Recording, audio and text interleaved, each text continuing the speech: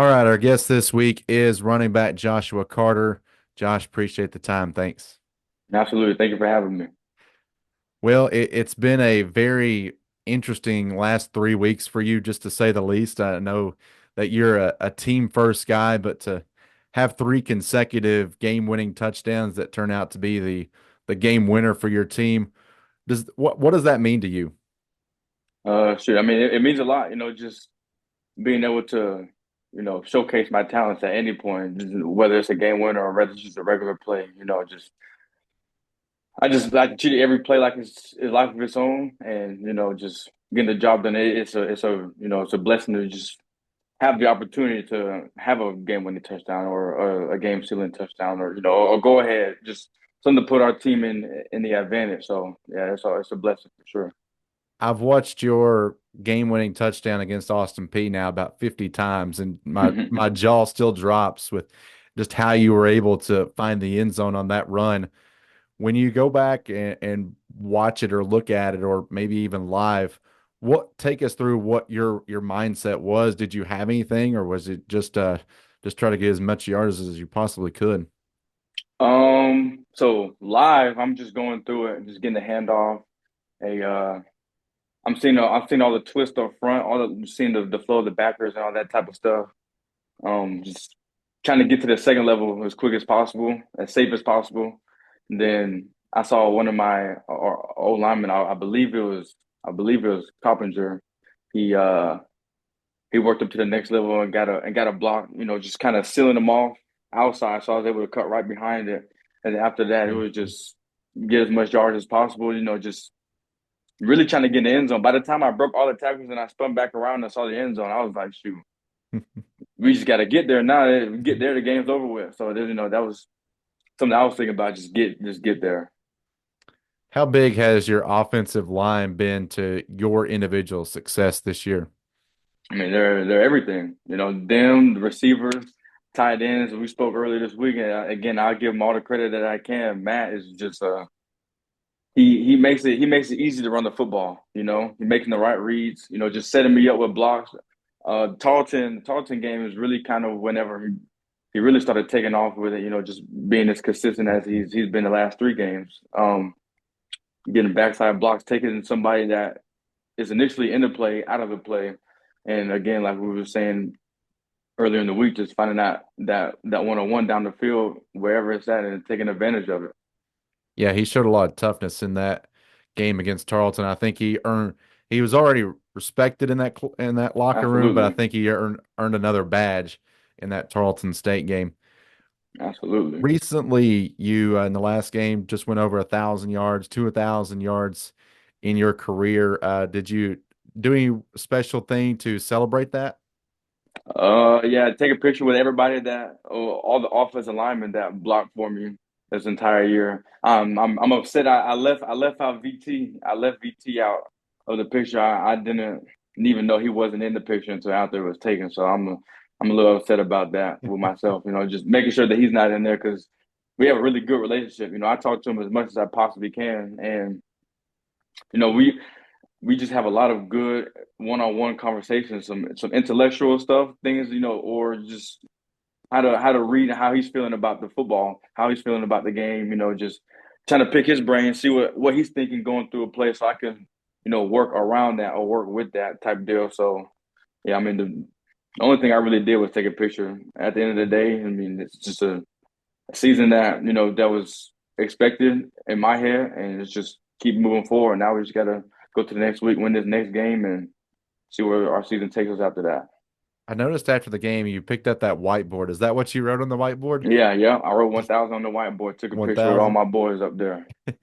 What's something that had been done in EKU in about 5, 6 years? So that's certainly an accomplishment. Right. On each play, what's your mindset when you tote the pigskin? Just get as much yards as possible. Really, Mhm. honestly. One thing I hate to do is get tackled behind the line of scrimmage because that brings that yards per carry average down a little bit. So just trying to keep it consistent, trying to get anything. The biggest goal for me is if I get tackled, one, don't let one man tackle me, and two, fall forward. See, you lose yards getting tackled backwards. So main goal for me is just if I feel like it's to a point where just get down to the ground and make it to the next play is always leaning forward, always trying to get a little bit of the extra hidden yardage that was in the plays. Coach Wells said earlier in the press conference earlier this week that, uh, you were one that when you first came to EKU, you had to wait your time a little bit behind some other guys. Did you learn anything from that experience having to, wait for your opportunity? And has that helped you here in this season? Absolutely, absolutely. Because just when I got here, we had Braden and we had Keandre, and those are two guys that play good football. You know what I mean? They play complementary football. They complemented each other on the field. As far as bringing different aspects to the game, and that's essentially two different game plans that the defensive coordinator has to get his team ready for. So, shoot, just sitting behind, just watching them go to work, and just waiting my turn. That's, the biggest thing that's happened in my career because I was able to learn so much over those. Well, really, it was a season and about. Actually, no, I lied. It was probably about 8 weeks, 8 9 weeks. I got put into the game about the eighth week, I want to say, and after that, it was just making sure that I stay on the field and produce as much as I can. If you score touchdowns, then they're not going to take you out the game. So that's Mhm. something that I was always been taught since I was super young, and I've always thought that was the mentality that I brought to the game for myself is just getting to the end zone so you can keep showing your talent. You're certainly doing that a lot here in 2024. One of the things I admire most about you is you seem to get stronger as the game goes on, and you seem to get stronger as the season goes on. A lot of times we see players come out with fresh legs at the beginning of the year, have a good couple games, and then fade toward the end. Is that a tribute to the way you go about your strength and conditioning? Absolutely. That and our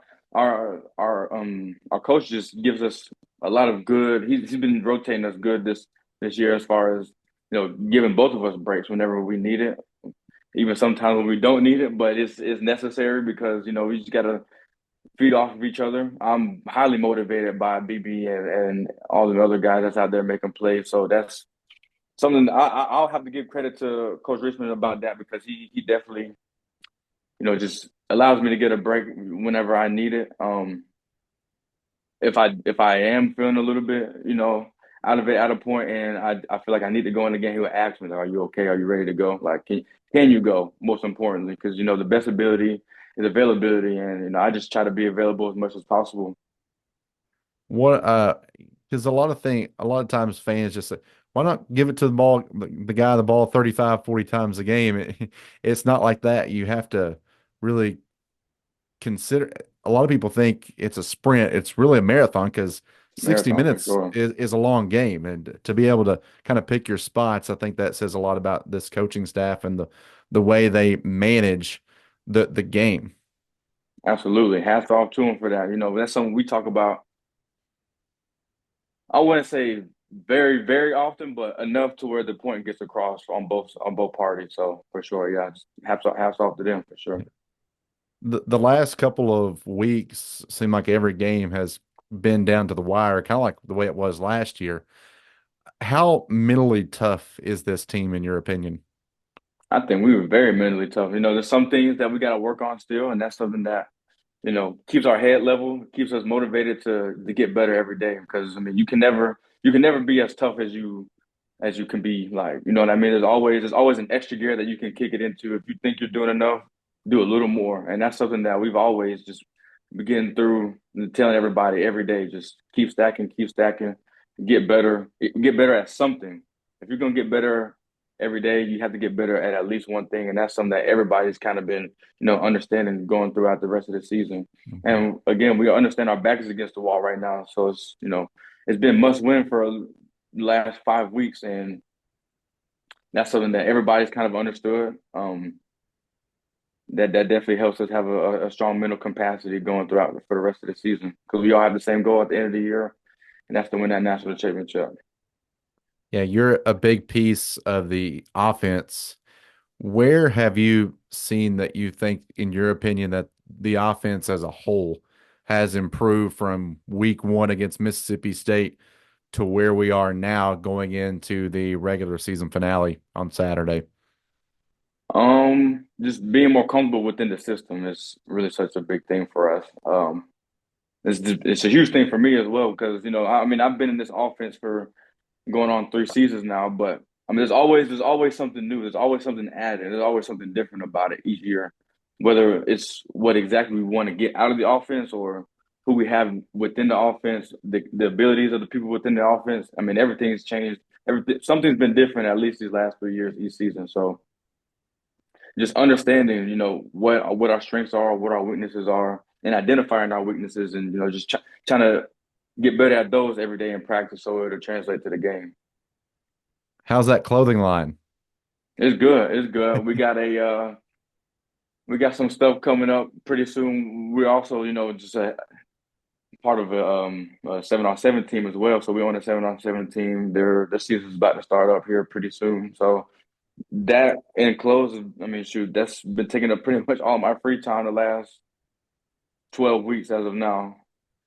Yeah, for those that don't know, Josh, along with some of the other members of his family, run a clothing line, and you've done that for quite a while now, haven't you?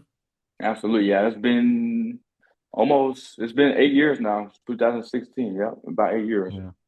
Man, that's incredible. And Josh, I appreciate your time. As always, it's good to talk to you every time we get a chance to do one of these. I appreciate your time and best of luck on Saturday. And as Coach Wells said, let's go in with that 1-0 mindset this week. Absolutely. I appreciate you again for having me on here. All right, that's running back Josh Carter, our guest today.